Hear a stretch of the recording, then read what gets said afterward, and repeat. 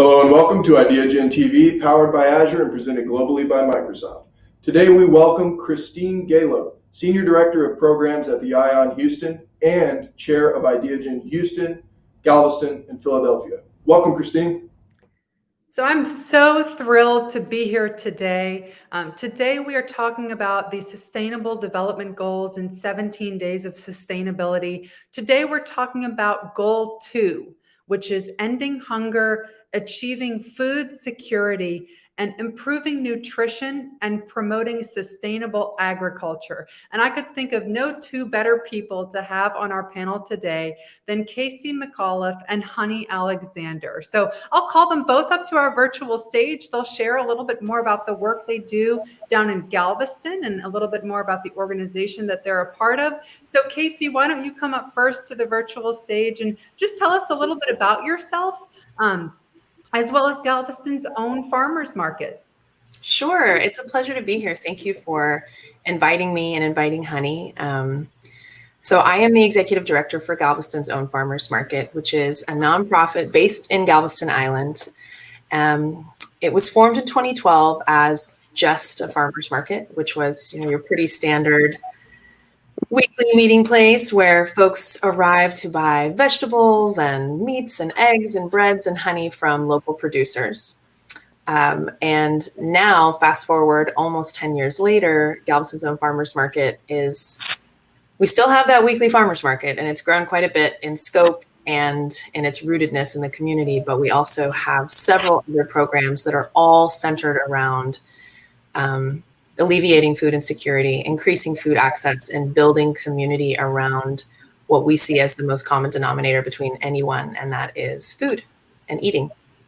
And we have, our main arms of programming are the weekly markets and then our food access initiatives that support that, which means basically we're a SNAP retailer and we have a lot of other programs to bolster the budget of any low-income shopper. So whether you use SNAP or whether you are on WIC, we have a lot of different initiatives that give you more money for free to shop at the market and buy whole foods.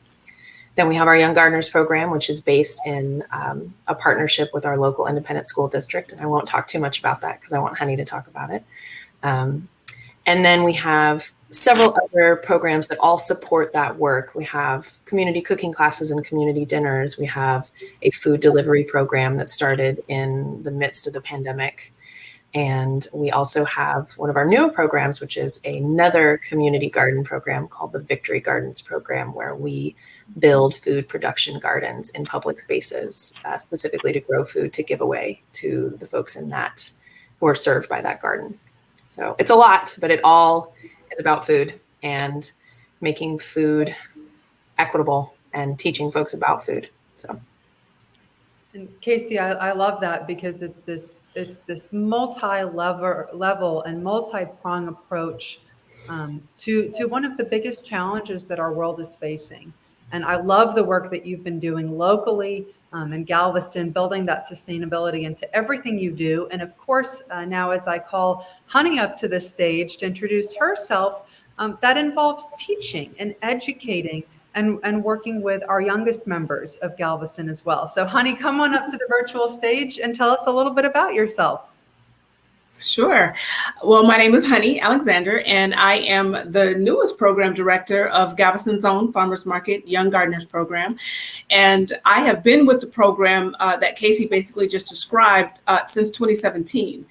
And I started there as somebody who was interested in the community, interested in helping kids. And I began as a waterer and fell in love with the program and what it's all about. And our mission basically is to get kids' hands in the dirt, teach them about food, teach them about health, and find a way to make sure that they understand that they have the power to control their food. They have the power to control their environment. If they learn these basic skills, they can help stave off hunger. They can have sustainable gardens within their own homes. So fighting hunger is a big part of this. And within the program, we not only teach the children how to garden and how to plant, but we send them home with the food that they've harvested. So our goal is every week we send children home with at least a pound of produce that they've grown with their own hands. And sometimes we exceed that and they get to go home with recipes. We teach them how we use dual language recipes so that if some of our parents are Spanish speakers, we give them the information on how they can use these wonderful vegetables that the kids have grown that they might not have seen in the purest form of harvesting. They can take it home, they can cook it, they can eat it, share it with their families. So our goal is centered around teaching children how to live better and healthier lives and be in charge of that for themselves, really. I love that, because you're adding on not just kind of the educational concept in a textbook sense of the word, but in a very hands-on, I think you said this phrase earlier, hands in the dirt, right? Getting in the dirt, growing the vegetables themselves, and then literally reaping the reward of what they've been doing. So I love this approach. I love what we're saying here. And before we get really too far into the weeds, so to speak, I'd love maybe Casey, tell us a little bit about what goal 2 really means to you. It's a big goal. There are a lot of moving parts, but maybe in a sentence or two, what does goal 2 mean to you?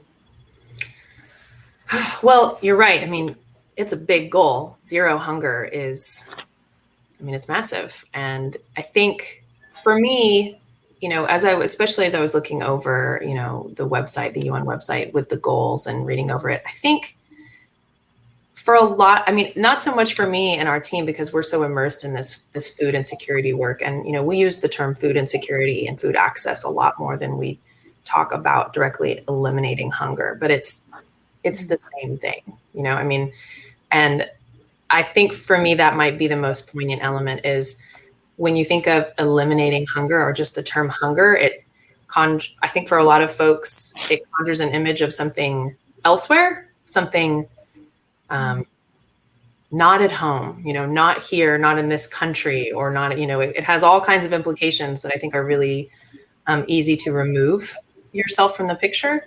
And the reality is, in Galveston alone, recent studies from just a couple of years ago done by UTMB, the majority of households with school-age kids cut the size of their meals. They, like in Texas alone, according to the CDC, only 10% of people in Texas eat the recommended intake of vegetables. And, it's here, it's home. Over 80% of the kids that are in the Young Gardeners program come from food insecure households. They come from low income households. And that translates to there are kids that are hungry, right? There are adults that are hungry. And so it's real. It's not otherworldly. It's not somewhere else. It's not based in a culture you don't understand. It's right here. And for us, Go FM, the Young Gardeners program, our food access work, all of that, we're not eliminating hunger wholly by any means, by any stretch of the imagination. But we are seeing what's going on in our community and trying to learn from what we are told by the folks we work with and what we observe, and trying to build a stronger network that supports that and eliminate what we can use with the resources we have available to us and the partnerships we have available to us, and chipping away at it as much as possible. So. And I love that you're laying this foundation here for us, where it's reframing the goal into a perhaps more of a bite-sized chunk. It's taking some of that language and saying, eliminating hunger is not something that happens over there or in a faraway land. It's happening right here, where our neighbors might not have access to the food security that they need. And so we'll turn it over now to Honi. If you could talk about some of the challenges that maybe you've faced, especially throughout your work in educating in the Young Gardeners program. What challenges have you faced in terms of literacy or maybe other challenges that might arise? And talk a little bit about how you've mitigated them. Sure. Some of the challenges that we faced are basically, first and foremost, just introducing the children to the garden, getting them to understand that the food that they see in the supermarkets, it is available right there, that they can grow it, and that it's available in various ways. We've also had challenges with overcoming things like literacy, language barriers, making sure that the entire family understands what our goals are and what we're doing, and to really teach and instill within the community, within the school districts, that we're not just a gardening program. We're not just fun people going out planting flowers in the garden, but we really are trying to educate and show the families, the communities, the school district that we can change these children's lives by teaching them now about food, about nutrition, about how to gain that access to things that they otherwise in certain areas of Galveston and maybe within other parts of the city or different cities, there may not be local stores that they can get to easily. But with teaching them this, how to grow it themselves, they can overcome that on their own and with the help of the program. So a lot of our challenges are based around just basic education of how good vegetables are, how you can access them yourselves, and how to cross some of the language barriers and even some cultural barriers to different kinds of food that are available, who eats what kind of food, what kinds of food our families eat within their households, and then introducing them to new types of vegetables or new different ways of eating nutritional, healthy food. Mm-hmm.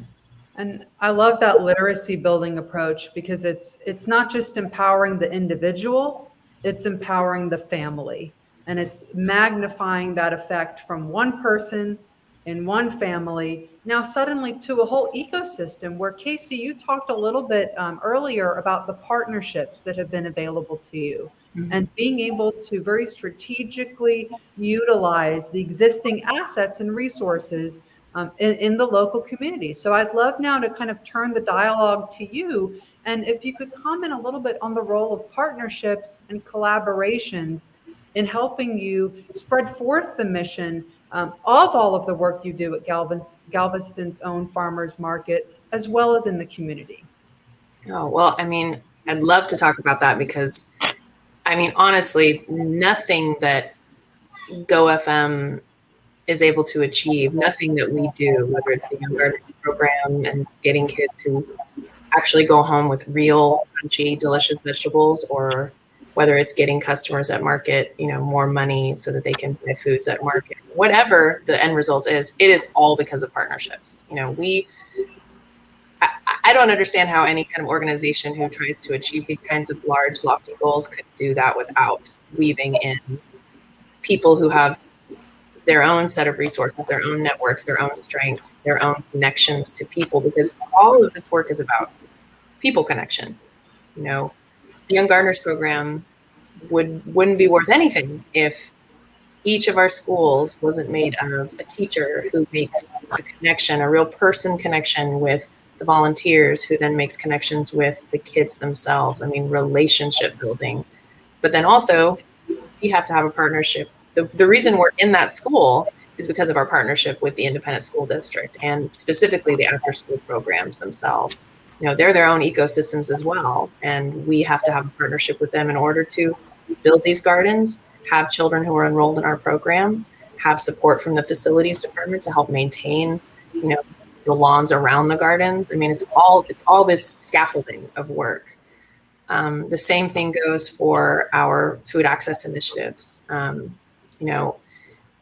of the things early on when we first became a SNAP retailer back in 2014, there was all this like local praise and like pats on the back, and we felt really good. Like, oh man, we accept SNAP now. That's so great. There's no farmers market in the area, none in Houston, and none in any of the surrounding counties that accepted food stamps as a farmers market.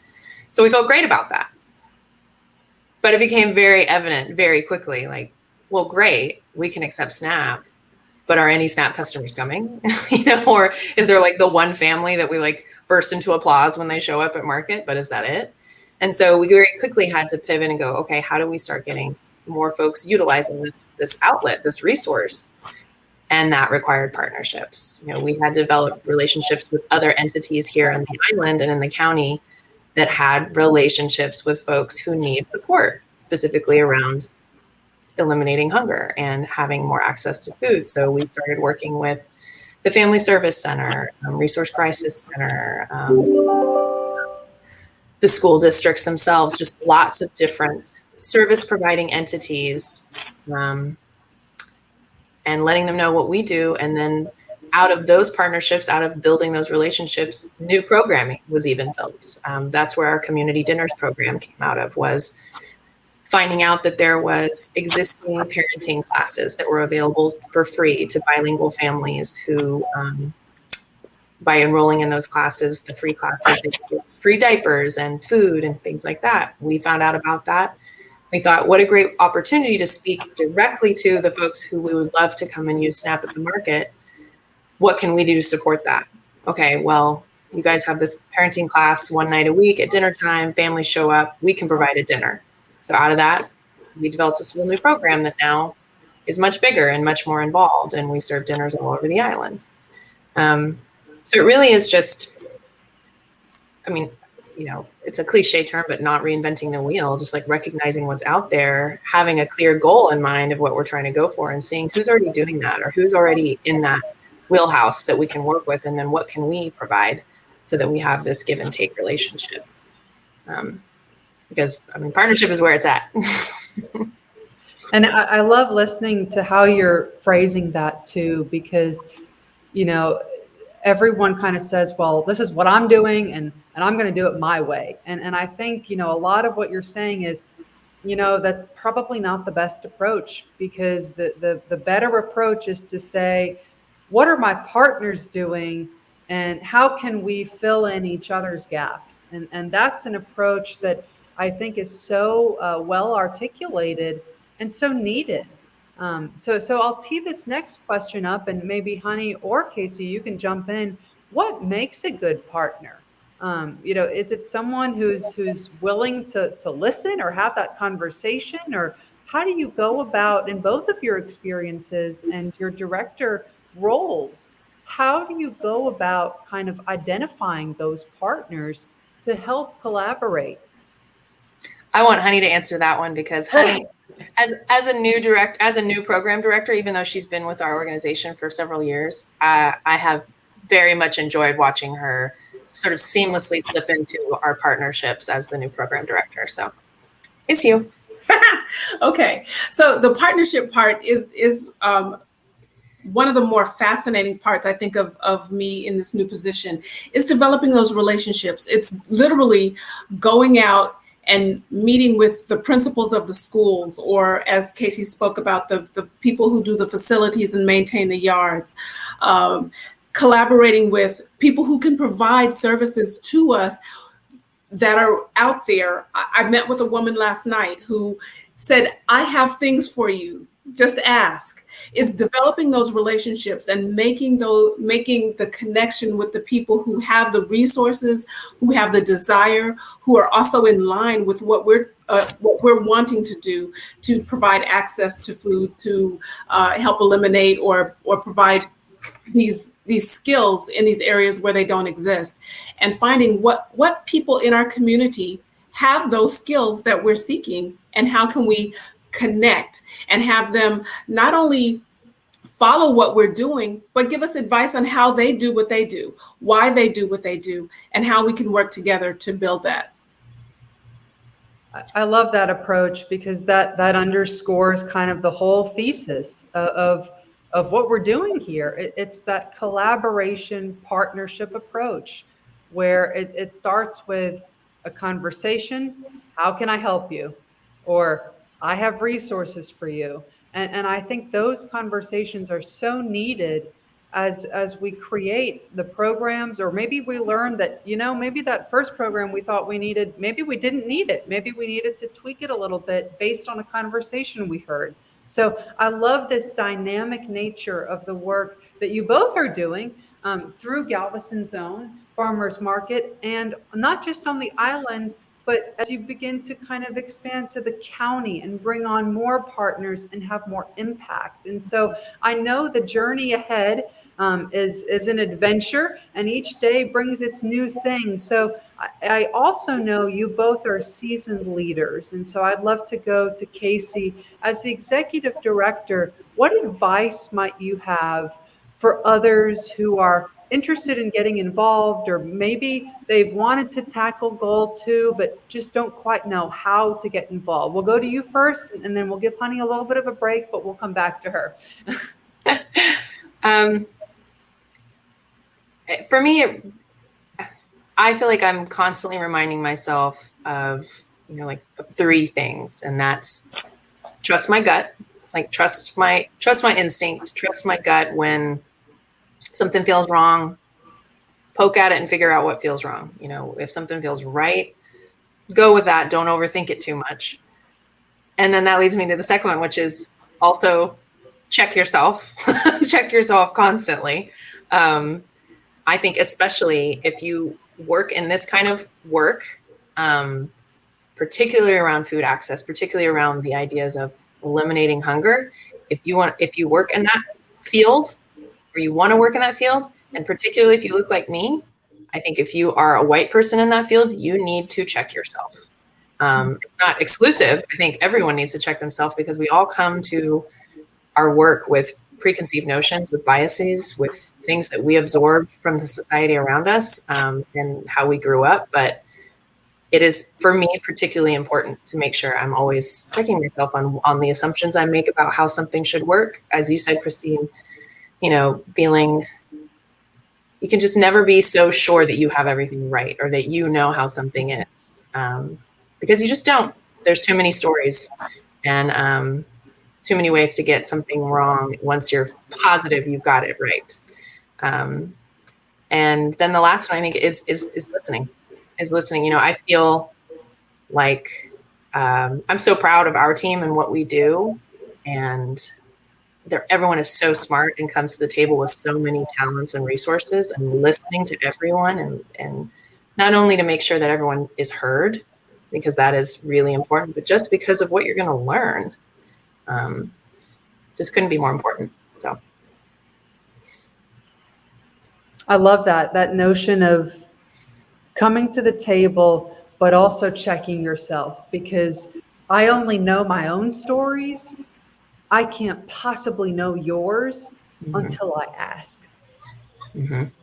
And I think that advice is so poignant, especially for the world that we're living in today. So, Honi, over to you. I know we said we give you a break, but I know you got some really good thoughts on this too.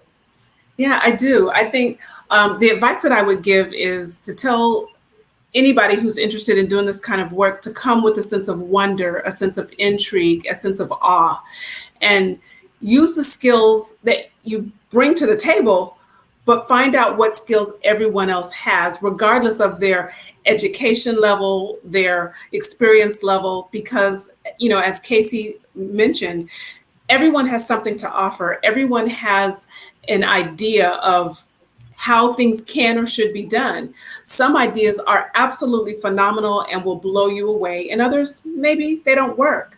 But when you take the time to listen, you take the time to say, I wonder if we could make that work. I wonder how magnificent this could be if we implement that idea from that person over there who maybe just has a high school diploma. Maybe that person with the doctorate has some phenomenal ideas, but being open and being authentic and being ready to hear and experience the things that other people bring to the table, I think is the most fascinating part. And soaking up everything that the kids give. I can't tell you how much joy that I get the experience from watching the children learn and experience and taste and tell. You just got to stay open and authentic and be pure and receive. Yeah. I love that. And I could listen to both of you talk all day. I think we all could. This panel has been phenomenal. There have been nuggets of wisdom in every single second of Casey and Honi, what you both have said. And so to all of our listeners, our audience members, thank you so much for tuning in. We hope you have a great day. And we know that if you're ever in our area, please do look up Casey and Honi and Galveston's own farmers market. They are doing phenomenal work, sustainable work, and they are working towards achieving goal 2. So thank you all for listening. Take care.